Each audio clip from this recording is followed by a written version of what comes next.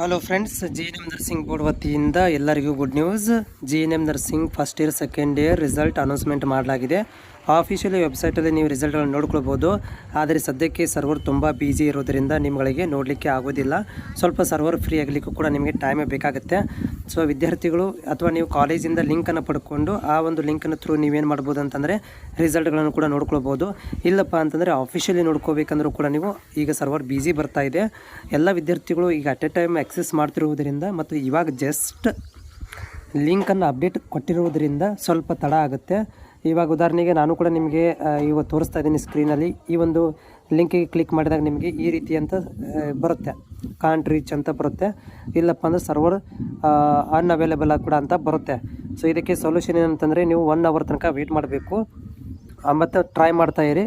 ಆಮೇಲೆ ರಿಸಲ್ಟ್ ಕೂಡ ಓಪನ್ ಆಗ್ಬೋದು. ಬಟ್ ಅನೌನ್ಸ್ಮೆಂಟ್ ಅಂತ ಆಗಿದೆ, ಆಫಿಷಿಯಲಿ ಅನೌನ್ಸ್ಮೆಂಟ್ ಇವತ್ತೇ ರಿಸಲ್ಟ್ ಅನೌನ್ಸ್ಮೆಂಟ್ ಆಗಿದೆ.